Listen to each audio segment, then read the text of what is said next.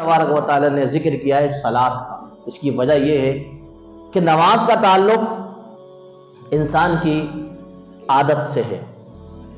اللہ کے حبیب صلی اللہ علیہ وسلم نے ارشاد فرمایا مروا صبیانکم الصلاۃ، اے لوگوں اپنے بچوں کو نماز کا حکم دو۔ یہ نہیں فرمایا کہیں کہ اپنے بچوں کو روزہ رکھنا سکھاؤ، اپنے بچے کو حج کے طریقے سکھاؤ، اپنے بچے کو زکوٰۃ کے مسائل سکھاؤ، نہیں۔ حضور کی حدیث فرمایا اپنے بچوں کو نماز کا حکم دو۔ کب؟ فرمایا جب وہ 7 سال کے ہو جائیں تو انہیں نماز سکھاؤ،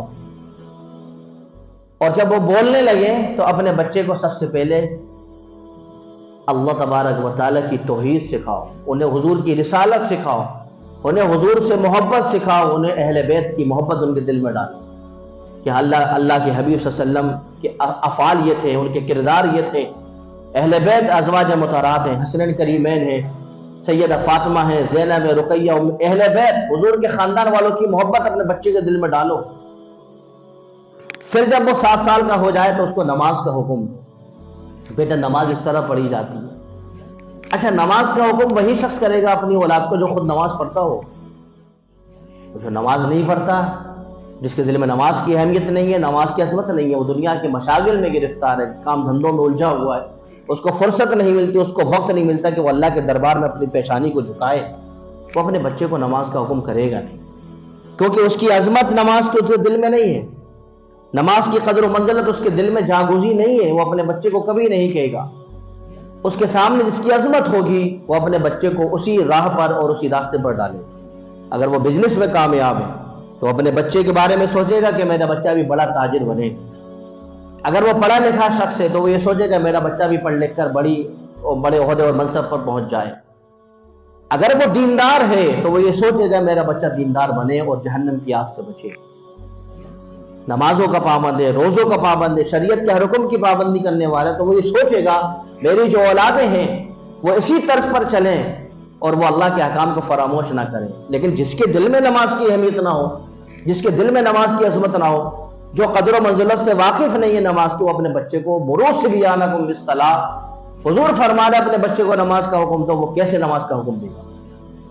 پھر فرمایا اللہ کے حبیب صلی اللہ علیہ وسلم نے جب 10 سال کا بچہ ہو جائے، 7 سال سے 10 سال کی پیریڈ میں 3 سال کا جو وقفہ ہے، اس میں بچے کو نماز کا حکم کرنا ہے اور اس کے سامنے نماز پڑھنا ہے۔ نماز پڑھتے پڑھتے اس کو بتانا ہے بیٹا تکبیر تحریمہ ایسے کہی جاتی ہے، یہاں پر اللہ اکبر کہیں گے، اللہ کی قدر و منزلت اس کے دل کے اندر بسے، اللہ کی وحدانیت، اللہ تعالیٰ کی طاقت، اللہ تعالیٰ کا رعب، اللہ تعالیٰ کا دبدبہ، اس کی عظمت، اس کی جلال اور اس کی قہار کی صفت، اس کی غضب ہونے کی صفت، اس کی رحمت کی صفت ہے۔ وہ سمجھے گا کہ ایک قادر مطلق ہے جو ساری بادشاہتوں پر حکومت کر رہا ہے، ساری دنیا پر جس کی قدر و منزلت کا سکہ جمع ہوا، اس کی عظمت کا وہ اللہ تعالیٰ، اس کے سوا کوئی نہیں ہے۔ یہ جب ہوگا جب وہ اپنے بچے کو نماز کا حکم دے گا، بچہ کھڑا ہوگا مصلی پر اس کے ساتھ اور وہ کہے گا اللہ اکبر، تو بچہ پوچھے گا اپنے ابا سے اللہ اکبر کا مطلب کیا ہے؟ تو اس کا باپ اسے بتائے گا اللہ اکبر من کل شیء،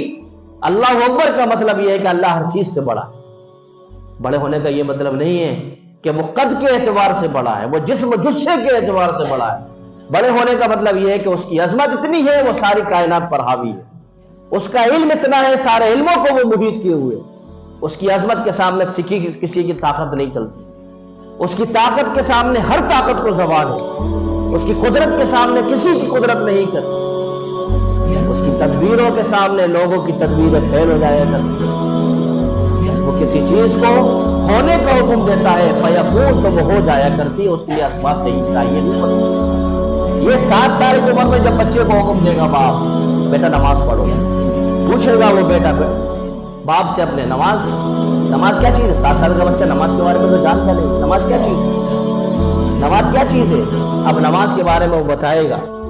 نماز کے بارے میں اس کا باپ اسے بتائے گا، تکبیر تحریمہ سے لے کر سلام تک اللہ کی عظمت ہے، اس کے اندر اللہ کی حمد و ثنا ہے، اللہ کی تعریف ہے اور اللہ کے حبیب صلی اللہ علیہ وسلم پر درود مبارکہ ہے۔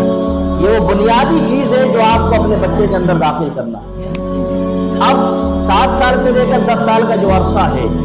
اس 3 سال کے عرصے میں آپ اپنے بچے کو اتنا ایکسپرٹ کر دیں نماز کے اندر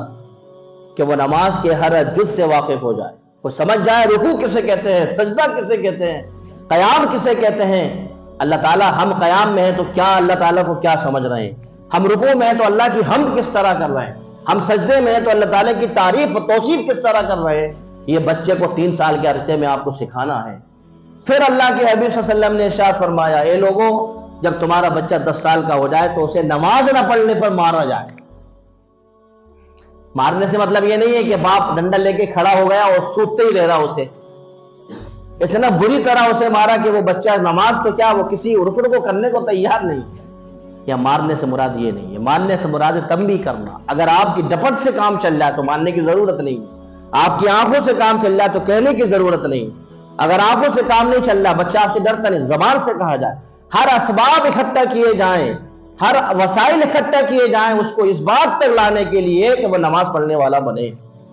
یہ اللہ کے حبیب صلی اللہ علیہ وسلم کا ارشاد مبارک ہے۔ صرف ایک عبادت کے لیے حضور نے یہ نہیں فرمایا اپنے بچے کو روزہ رکھنا سکھاؤ، حج کرنا سکھاؤ، زکوٰۃ کے مسائل سکھاؤ، نہیں، فرمایا اپنے بچے کو نماز کا حکم دو۔ اس سلسلے میں اللہ کے حبیب صلی اللہ علیہ وسلم نے یہ بھی نہیں فرمایا کہ اپنے بچے کو طہارت سکھاؤ۔ آپ دیکھیں 7 سال کا بچہ طہارت اور بغیر طہارت کا فرق نہیں سمجھتا، لیکن حضور کیا فرما رہے ہیں، آپ اپنے بچے کو نماز سکھاؤ، آپ اپنے بچے کو نماز سکھاؤ، بچے کو بغل میں کھڑا کرو، آپ اللہ کے سامنے جھکو، بچہ آپ کو دیکھ کے جھکے گا، کیونکہ بچہ وہی نقل کرتا ہے جو اس کے والدین کریں گے۔ جب وہ 3 سال کے عرصے میں نماز نماز نماز نماز، اب وہ ایکسپرٹ ہو گیا ہے، اب وہ نماز کو سمجھ گیا ہے، اب حضور نے فرمایا اب اپنے بچے کو نماز کا حکم تو بیٹا نماز پڑھ کے دکھاؤ۔ اور اگر وہ نماز میں کوتاہی کرے، وہ دوسرے مشاغل میں لگے، دوسرے خرافاتوں میں مبتلا ہو، اب اپنے بچے کو آپ تنبیہ کریں، اس پر مار بھی سکتے ہیں، اس کو ہلکا اس کو ڈانٹ بھی سکتے ہیں، اور اس کے لیے اسباب وسائل اکٹھا کر سکتے ہیں جو اسے نماز کی طرف دوڑنے پر مجبور کرے۔